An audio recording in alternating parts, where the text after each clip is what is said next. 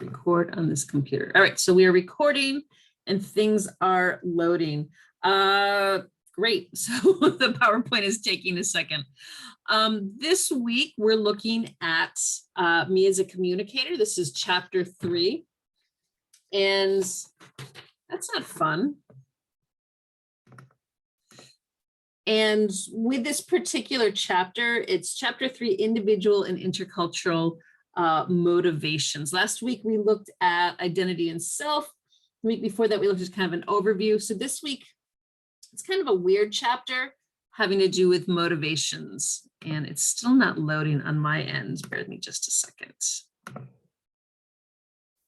Making me grumpy, computer.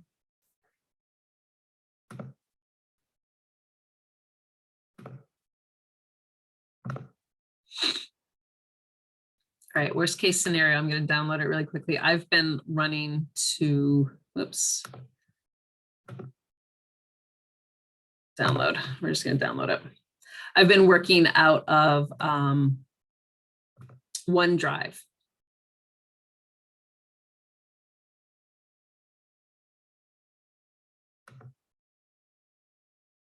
Thank you for being patient. There it is. Okay, now we're good.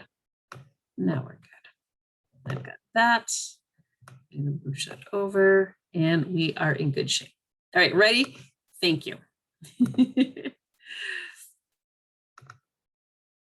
All right, can you see my PowerPoint and a Word document over here? Yep, awesome. Thanks, Amanda. All right, so individual and intercultural motivations. Like I said, chapter 3, it's kind of a weird chapter. So here's what I want you to focus on. We really need to understand ourselves before we can understand communications. So chapter 2 had to do with your own personal culture, what defines you. These numbers are a little bit off there. In chapter 3, now we're looking at what motivates us. Why do we behave the way we do? And once we understand those, we're going to be able to get into some of the more specific things with communications. Next week, we'll be looking at verbal communication. After that, we'll be looking at listening. Chapter 6 is nonverbal and so forth. All right. And just as a quick review, last week we talked about culture and we also talked about enculturation. These are 2 of the terms that I threw out. We talked about first culture being shared, learned, and symbolic. I know I always give the example of the coffee shop. You go into Dunkin', someone jumps in front of you.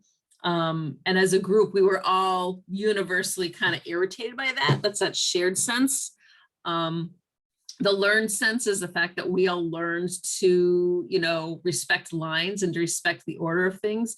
Today was line leader day at school for my daughter. So that's how I get her up and moving on Thursday mornings. You're line leader today, woohoo! And that's something as a 3-year-old, she's already known is important in our society. And then symbolic, of course, we talked about the fact that the person who jumped in front of you is a complete idiot because how did they not see that line, right? So last week, we really focused on the things that make up you. This week, we're going to focus on the things that make up your communication. So what I want you to do, and this is where the paper is going to come in handy, is to go ahead and on your paper, jot down, say 10 to 20 people that are important in your life. All right, people that you spend a lot of time with, people that you have a lot of connection to, but 10 to 20 people that just off the top of your head really matter to you. And I'm going to encourage you to go with adults. Don't worry about children. Obviously, they're important, but in this case, go with adults.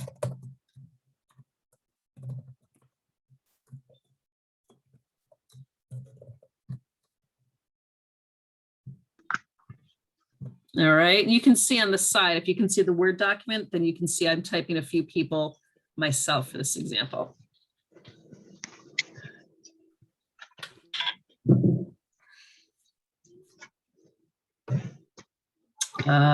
Who else am I forgetting?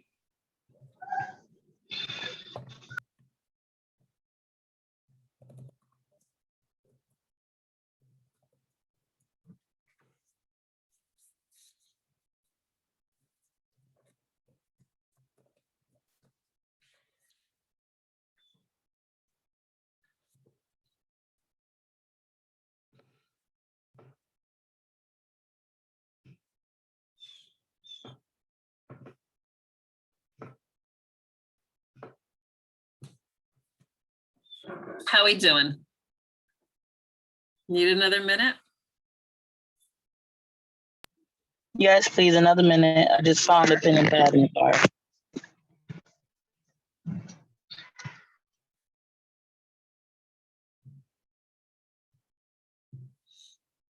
And I just want to point out what's funny. Since I've started doing this activity, I've noticed that my list has changed. People are added, people are deleted. And I do think that's kind of a reflection of adult relationships. If you think about it, you'll spend time with people, but then go months without seeing them. And in some cases you pick right up again. And in some cases, that's it. That's the end of the relationship. It's this weird thing with adult relationships where you can be so busy that you lose them in some instances. It's an observation. All right.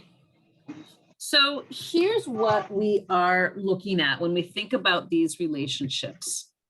All right. First of all, we're going to talk about how we are connected to these people and why we have relationships with these people.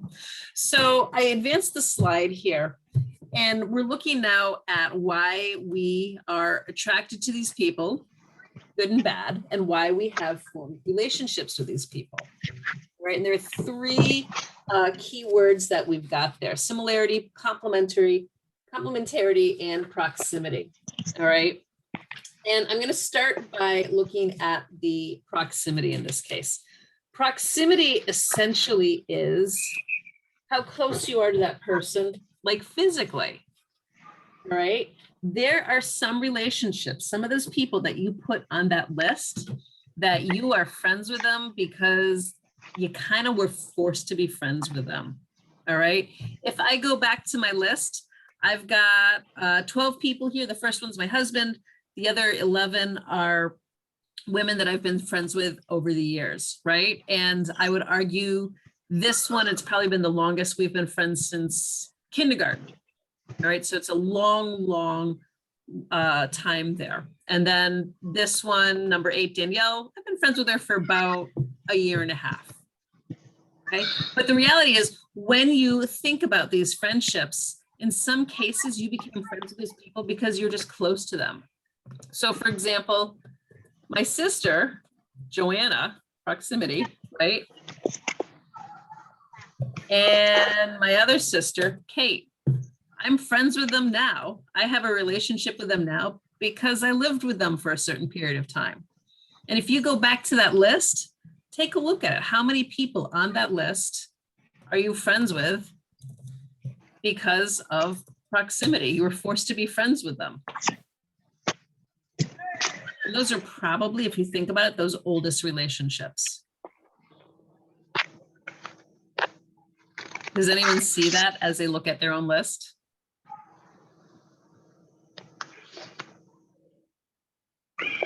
I'm sorry, can you repeat that last piece? I'm sorry. As you look at proximity and the people that you identify as relationships coming from proximity, do you notice anything about how long you've been friends with those people?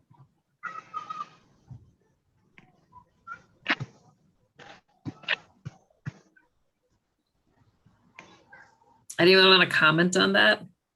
What do you notice for the people that you identified as proximity relationships? Can you ask that question again? I'm sorry. Sure. Look at your list. I'm trying to multitask. I'm watching my kids at the park in class. Look at your list. Some of these people you are friends with because of that proximity factor. Mm-hmm. Yep. And what can you tell me about those relationships? As in proximity, as in they live close to you, you mean? It could be close. I'll be honest, my two sisters, at this point, they both live about 100 miles away from me. So they don't now, but for a certain period of time, we lived under the same roof. And that's where that relationship came from. So for me, most of the people on my list, I went to high school with, or middle school with, and we we did cross country and track together. Mhm. So we practically we were together for just not the 8 hours of a school day, but beyond that. So, you know, we've been friends since then, followed each other to college, you know, after high school. And from then we've all been friends, guys and girls, like brothers, sisters type of thing. Yeah. But to Like, some yeah, extent, so that's proximity. You guys were there with each other. all the time. Yeah. So that's proximity. I said that And- correct, right? Yep, you did. And you know what? I'm going to add Anjanette here is another person I would consider proximity in my case. Sits next to me in the office. That's why we're friends, because we sit next to each other. Our desks are next to each other and we spend most of the day, you know, when we're on campus talking to each other. I just Any noticed that Don Cat says I hate people. Yeah, because I'm you not know, muted. Sorry. a lot of people hate people. What else? What other examples do you have of proximity? That was a great one with track in high school. What other examples do you have? I feel My like best most friend of- is my roommate. Oh, sorry. Perfect. It's okay. Yeah. What else? Most of mine are from proximity are family. Yeah. And that's a really key thing. Absolutely. You were raised with these people. You go back and you see them on major holidays. Absolutely. All right. The next one here is similarity. So go ahead, look at your list and take a look at those people who are similar to you.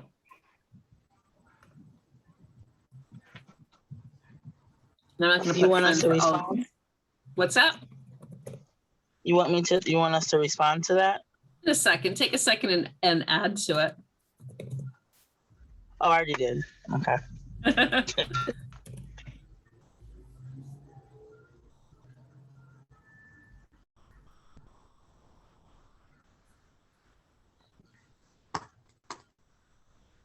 You know, this is just making me wonder, why do I talk to half these people? Shut up! I don't want you to question all your relationships. I'm like, I don't like any of these people. Why am I even friends with them? I know.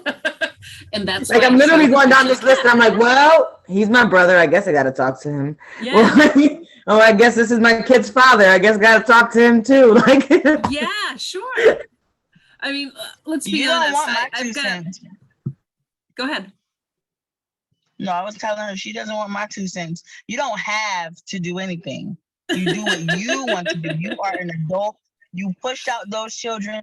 I don't talk to any 6 of my siblings unless I have to. And when I say have to, that means dire need. Okay? So you don't have to do anything. But go ahead, girl. What do they say about family? You have to love them, but you don't have to like them, right? So I See, but highlighted my 4 and 5 definition- there.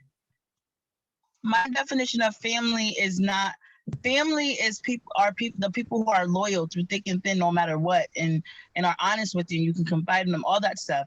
So for me, my blood is not, I don't consider 95% of them my family. They're just my relatives. We're blood related. That's it. Blood makes And you related, not you- family. You've Loyalty been makes reading you family. ahead. You've been reading ahead Oh, chapter 10 on family because No, that is as we get to chapter my 10, life we'll motto. talk about that, how family has different interpretations. You've got family because they're biologically related to you. You've got family because they fill that role for you. So absolutely, there's different ways of looking at family. I highlighted my 2 sisters. Jo is 3 years younger than me. Kate is 10 years younger than me. And yeah, we grew up near each other, right, in the same house. And there's that relationship because of proximity. But now as adults, Kate and I are the 2 opposite people. Like not a lot in common.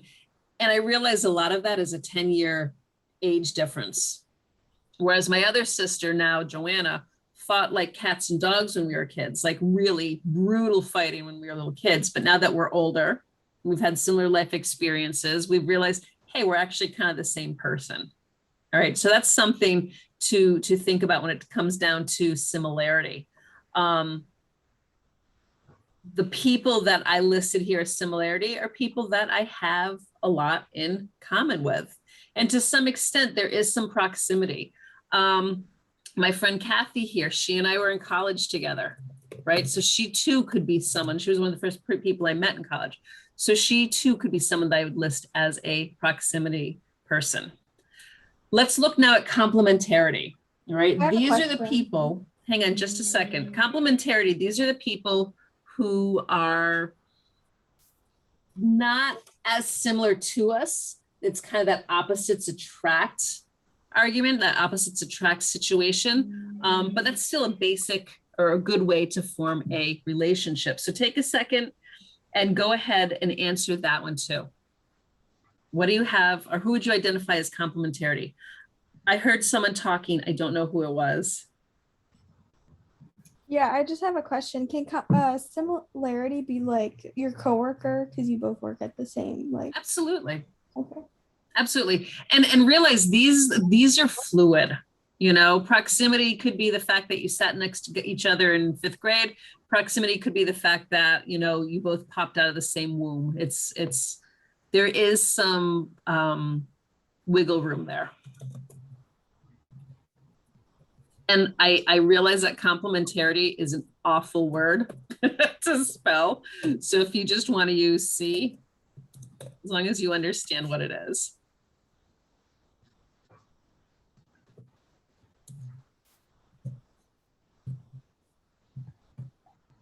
So it could be, they could be similarity and complementary, right? Yeah, absolutely. Absolutely. And I don't know if you see this with your answers here, but those people with whom you have a stronger relationship, or those people with whom you have the longest relationship, might have all 3 of those next to them. Okay, I thought I was doing this wrong. I was like, what? Nope. I feel like No, and I'll be honest, I'm talking and I'm thinking, you know, I could add more things for these other people. You see me adding to my list as we go along. So complementarity, opposites attracts. All right, let me give you an example. My husband's, when we first met 18 years ago, I think it was, when we first met, it was just complete opposites. He was very outgoing. He was very open and very loud and ambitious. And I was a little bit more quiet and reserved and, you know, way too young. And we were complete opposites. Our personalities were totally different. What drove us were totally different. And the way we interacted with people were totally different. So that was definitely a very complementarity, very opposites attract kind of thing. As we've gotten older, and gotten more jaded, if you will, with the world, I would say that there's a little bit more similarity, but that relationship really stirred because it was complementarity. Another example, my friend Visma, yes, that is her real name. Crazy, party, outgoing, super fun girl, right? Total opposite of me. But, you know, when we hang out, it's a good chance for her to calm out a little bit. It's a good chance for me to get out and you know, be excitable a little bit more too. So it's a very good complementary relationship. All right. So what else do you see as you're looking at your lists? What other observations do you make? question. Yeah. It's Christina. So what is it? What does a person categorize? I have a person here who I have nothing next to her name because I am solely her friend because not solely. She's just, I don't know. She's just very wise. She's much older than I am. Yeah. You know, she's just has a lot of good information. She has a good heart. You know, so but I'm like, I don't know. I mean, we work together, so I guess it could be proximity. Right. Proximity.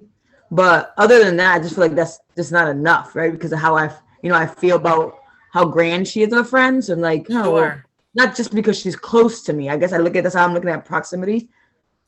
I would say proximity would be part of it.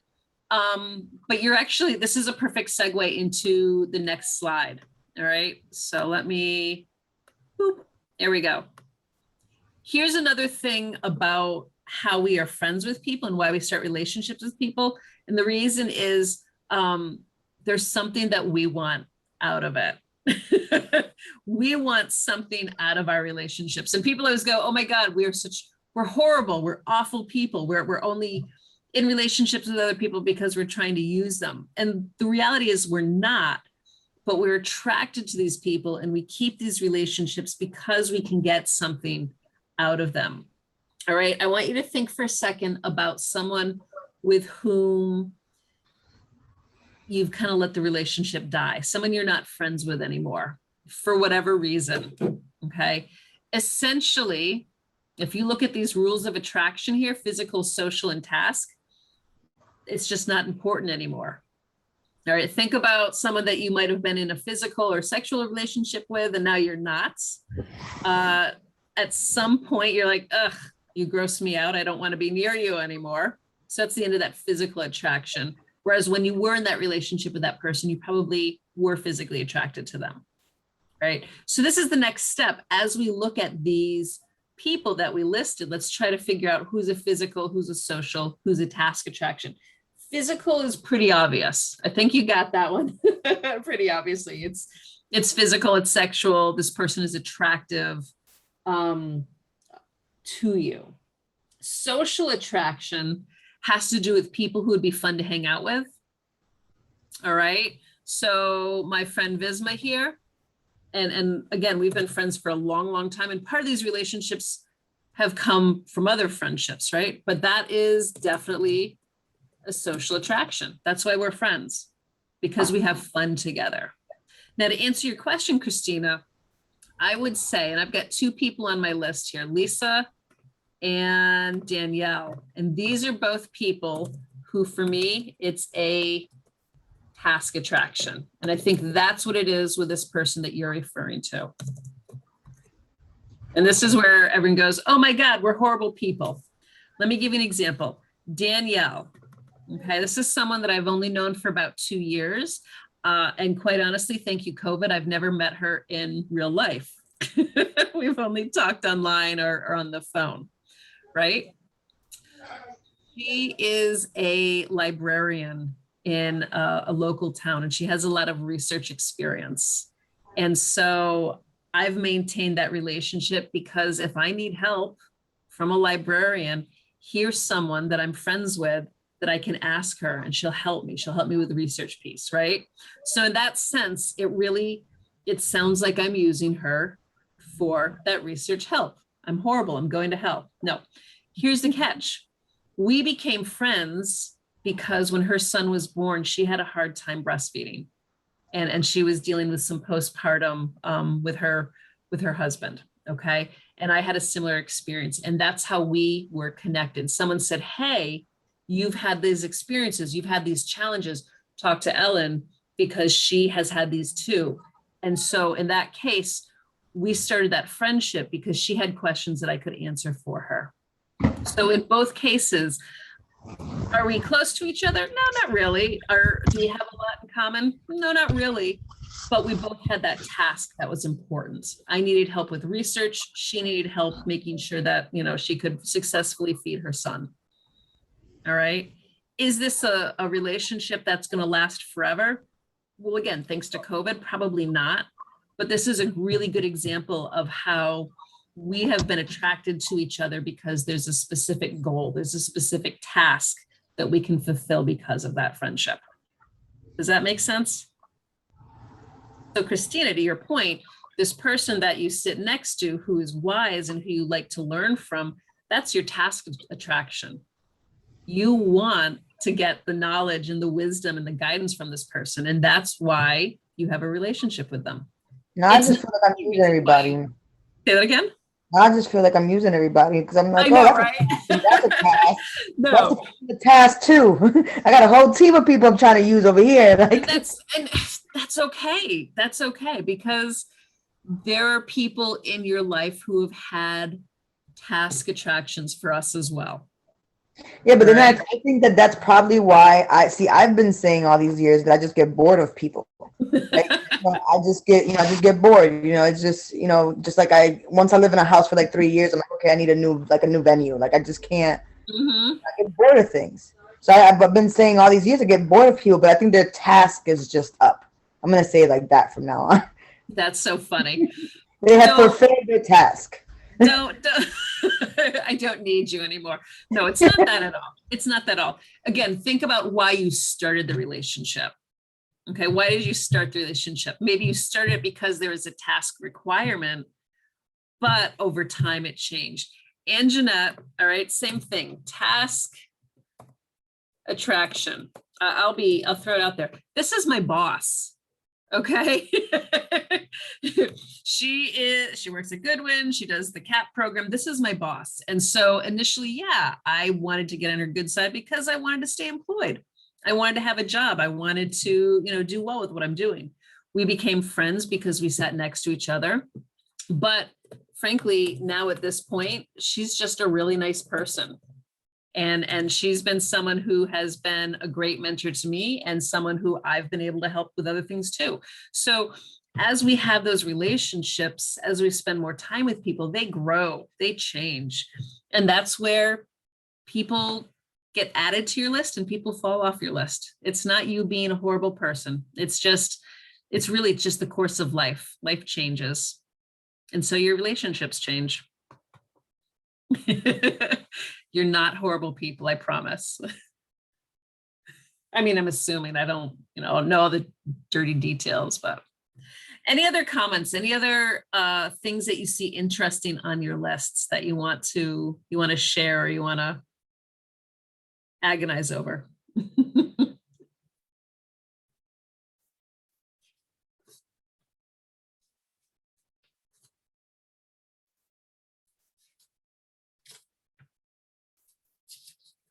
All right, so the last piece, and I don't actually have a slide for this, but the last piece has to do with goals.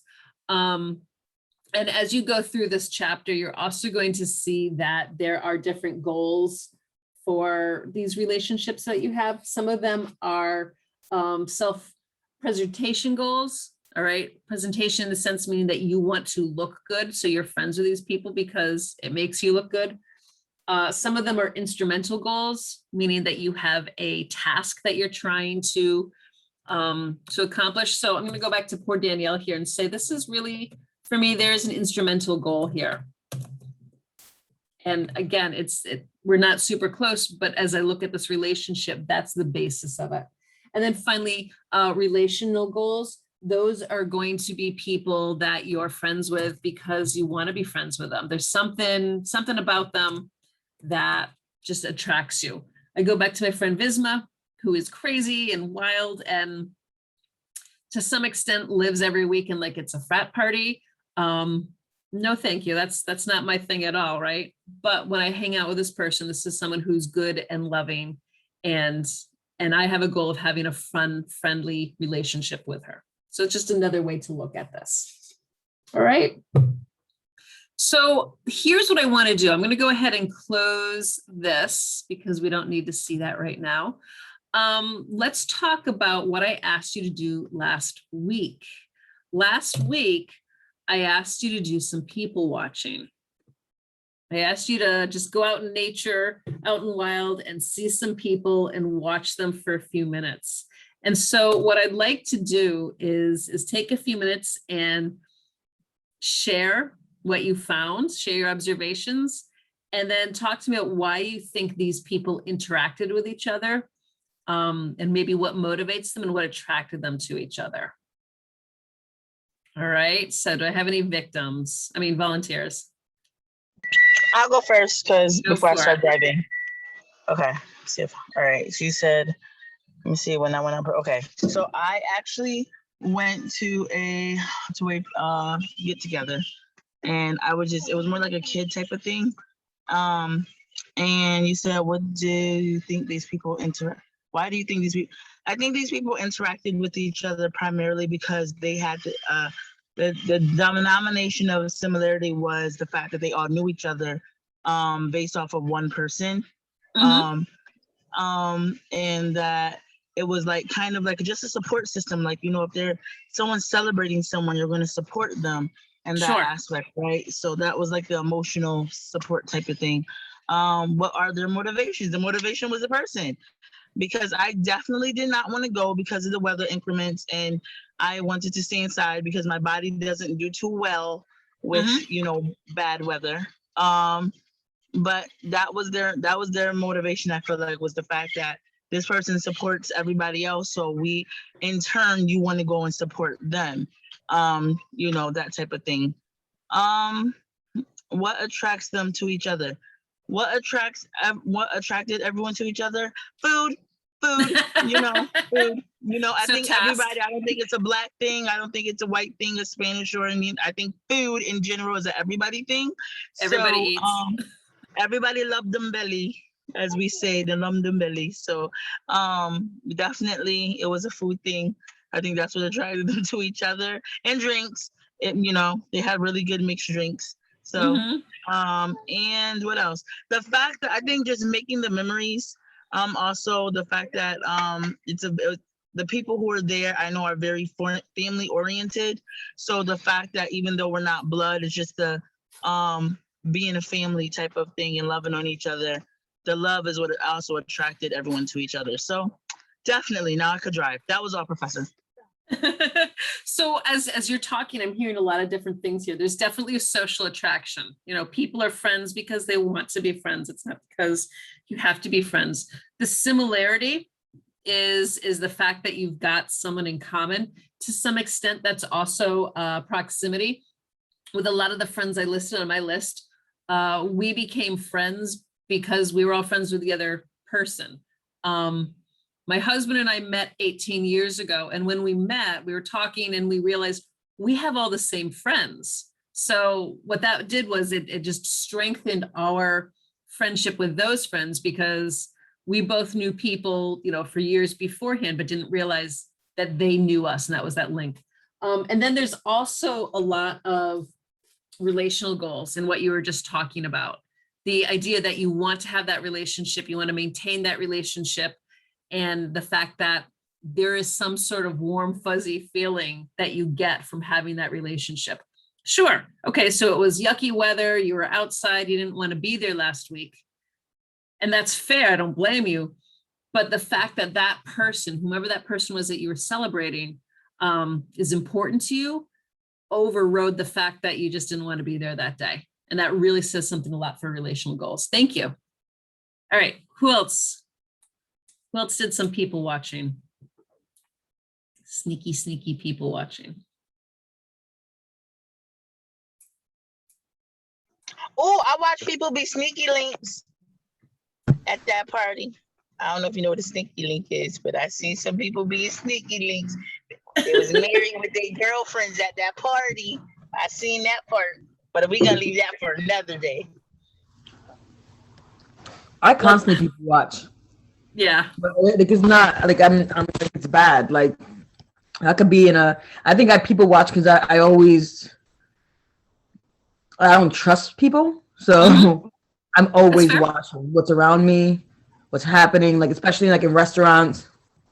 Like I was doing people watching the other day. We went to a restaurant, and I was kind of just they're talking to me. I went with someone, and she was talking to me, but I wasn't focused on her because I was watching everything else around me.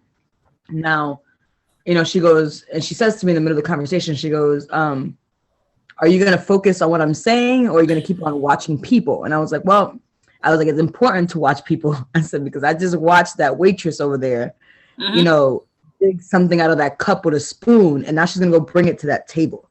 I said, so no, that tells me that I don't want to eat here. I said, this is why I watch people, because I just, you know, there's this saying that stuck with me since I was a kid that says, how do people live life when no one's watching? And that's always stuck with me. So I'm always watching people who don't think they're being watched to see how they really live. And you have a goal there. All right. That's actually a great example. People watching. Are you trying to form relationships with people? No, but there's a goal in the sense that you're trying to protect yourself. The term situational awareness comes to mind when you're talking about that. You know, you want to know what's going on. You want to be able to protect yourself. You want to be able to protect the people around you. And yuck, I don't want to know what that restaurant was. Good example. What else? What other examples do you have of watching people?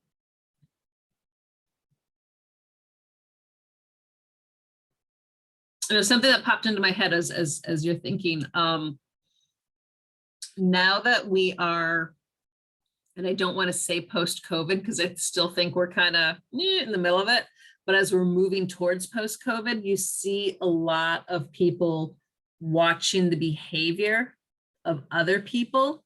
You see, like I was in New Hampshire over the weekend and I found myself watching what was going on with masks.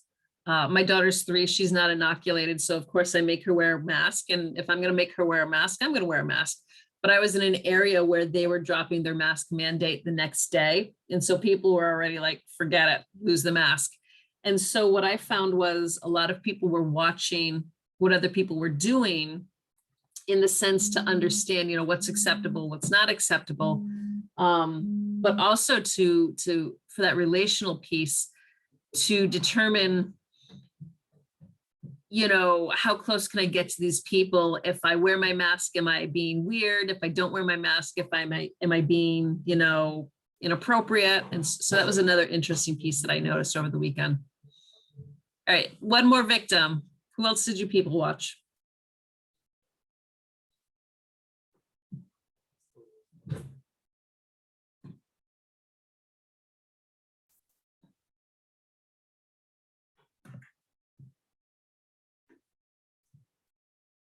Anybody? It doesn't have to be people that you knew, remember.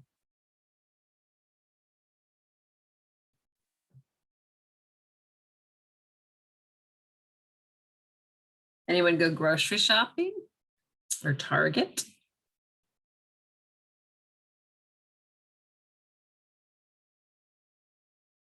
All right, I won't torture you with it. It's a little tough right now. I realize that with COVID, it's a little tough. If we were live in class, I would have essentially said, go take a break and take an extra 10 minutes and go watch people and see what happens there. All right. All right, so let's talk a little bit about new relationships. We mentioned this a little bit. Every relationship has those goals: self-presentation, instrumental, and relational. Let's talk about making friends as an adult.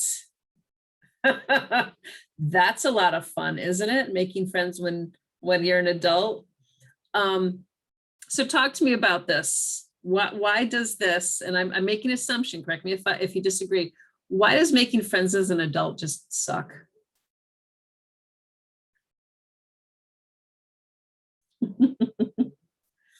Because adults come with too many expectations. Okay. Absolutely. As children, we don't expect anything from anything. I mean, if you have the same color bike that I do, you could be my friend. Like, you know, there's just and if there is expectations as a child, they're very childlike expectations, you know, like you got to share, you know, if you have 5 candies, you got to give me 2, you know, stuff like that. But as adults, we just put these outrageous expectations on each other, and knowing that life is so filled with your own BS and your own busy work and your own responsibilities and your own stuff, yet we always expect the next person to prioritize us. And that's what we qualify as friends. If you prioritize me, then we can be friends. You know, you prioritize me all the time, now you're the bestie. You know, it's just I think it's just unexplainable expectation. Absolutely. Unrealistic expectation. Thank you. What else? Why else does making friends as an adult suck? You're tired all the time and you never want to do anything. Leave me the hell alone. Yeah, absolutely. What else? We're really close to saying like what brings us back to communications. I just haven't heard it yet. What are we going to talk about? Like, what do we Why have is in that a big common? deal? Right. I'm not disagreeing with you, but why is that like a concern? It's mean to feel like we're not the only people going through it. Because you're free to be honest with people. And like, are they going to judge me? There it is. That's what's up. There it is. And that's what we were talking about last week with the social media, and in particular, the looking glass theory, right? We don't want to be judged. We want to be ourselves. We want to just be our weird, let it all hang out kind of selves. And that's hard. Especially now in today's, like, everything's politically correct, this crap, and Yeah. politically correct. You can't say that. You can't wear this. Can't look at this person too long because then you're Yep. racist. Can't do this. Yep. That's crazy. The past 4 years, that in itself has been, we have this habit of categorizing each other. Do you feel this way politically? Do you feel that way politically? And that's another, basis of relationships, or why people might not engage in certain relationships. Yeah. As a little kid, my daughter, was it last night or the night before, we took her to the park, and there was another little kid there, maybe a year older. And he said, "Hey, you want to play with me?" And she goes, "Yeah, but I want to be a puppy dog." And he said, "All right, cool. We're best buds now." Right. So he's running around and she's barking, and everybody's happy. And my husband and I, we were like the opposite end of the playground from that family. There's no one else in the playground. Our 2 kids are playing, puppy dog and human boy, but we can't interact because now it's weird. You're opening yourself up. You are, setting yourself up for possibly being judged or possibly being misinterpreted. And that's a huge thing. So if you think about last week when we talked about the looking glass theory, and I'm just going to go back for just a second so we can revisit it. Come here. When you think about, last week, we're concerned about defining ourselves and being misinterpreted, but then we're also concerned about getting something out of relationships. And if we keep those two in the back of our minds, again, doesn't mean that we're horrible people. We're just really kind of being honest with ourselves. But these are the things that are going to drive a lot of our relationships. And it's going to drive a lot of what we talk about the rest of the semester too. All right.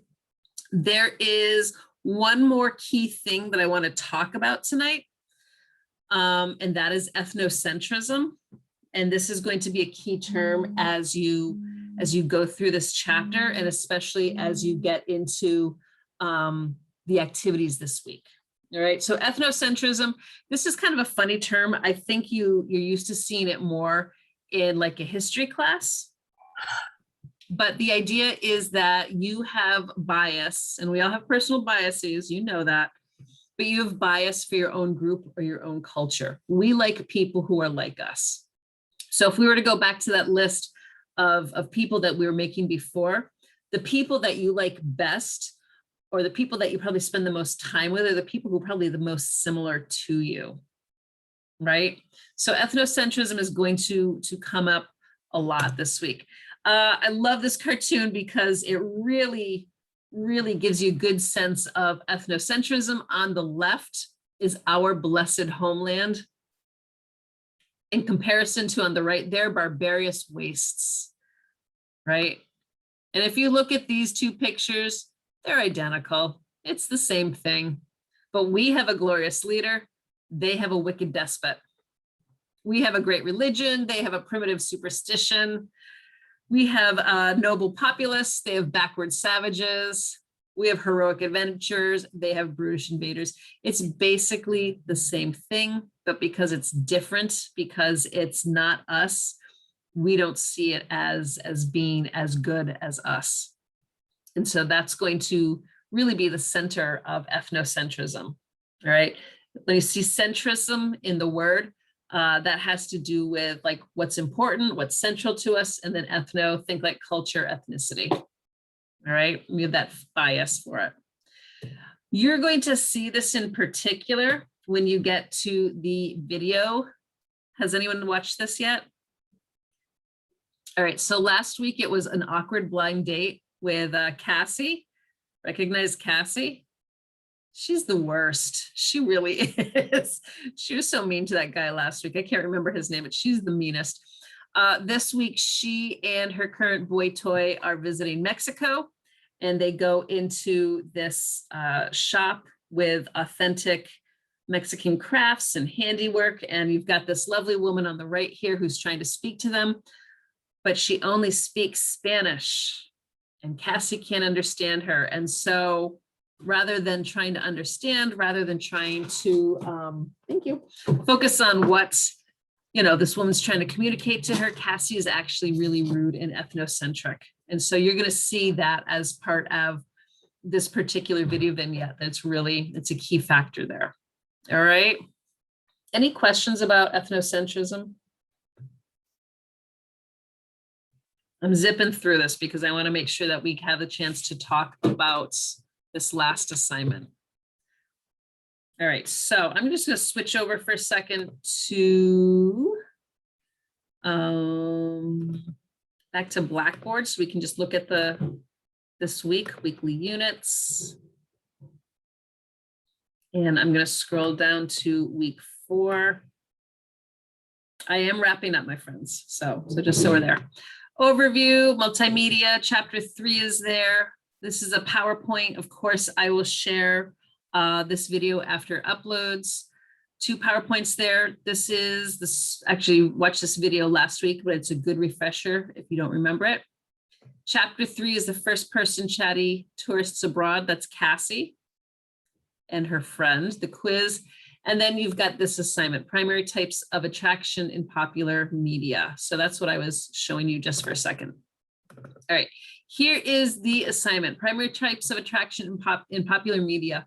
A great way to really study these concepts and these theories is to look at how it appears in TV and film. So throughout the semester, there's quite a few instances where I'll have you look at pieces of TV or TV shows or videos or movies or something and analyze characters that you see.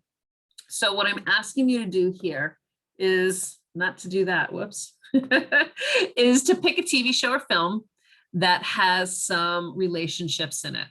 I would go with a relationship of at least 2 people. I would make sure that they're people and that they're adults, because most of what we've talked about tonight pertains to adult relationships.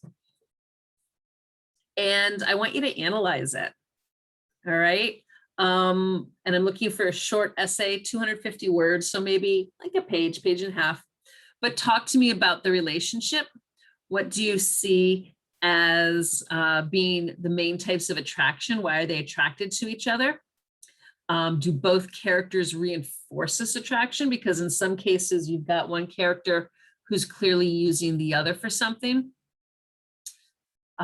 Do both characters share the same attraction, or maybe someone else, like one person is in the relationship because they're after a task, where the other person is in the relationship because they're after a social attraction? And then how could you reimagine the relationship if that relationship was different and the attraction was different? How might you reimagine it? Okay, so you're doing some analysis here, and then you're doing a little bit of imagination.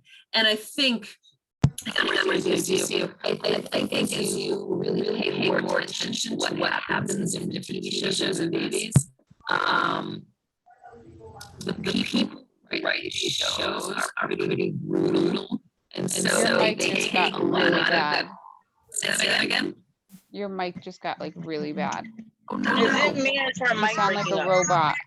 Oh no! Nope, that's There me. you are. I'm back.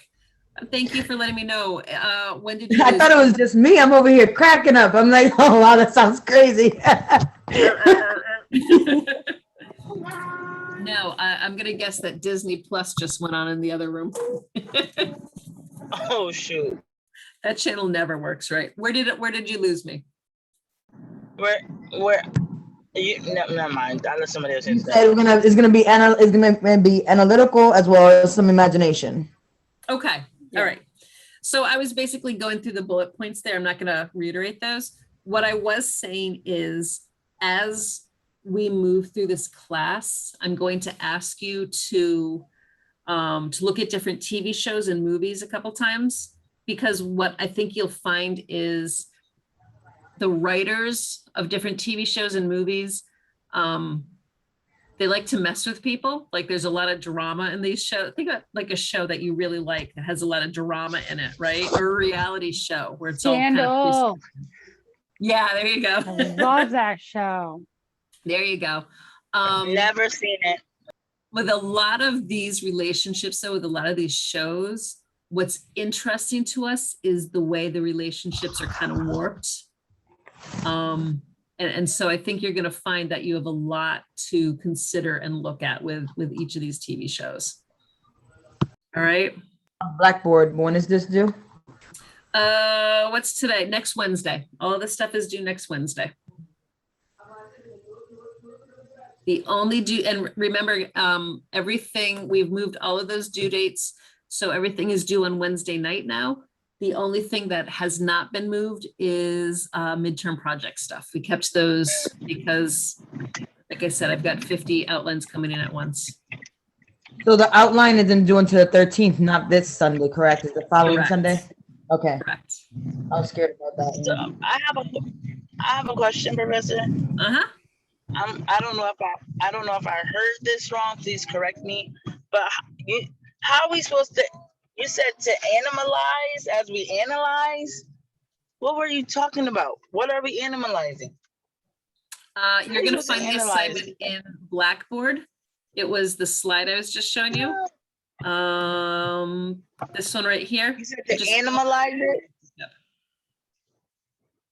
Say that again. Animalize or analyze? Analyze. Animalize. Oh, I'm like, how am I analyzing something? What the heck is she talking about? I'm going to go Okay. ahead and stop I get it now. recording now.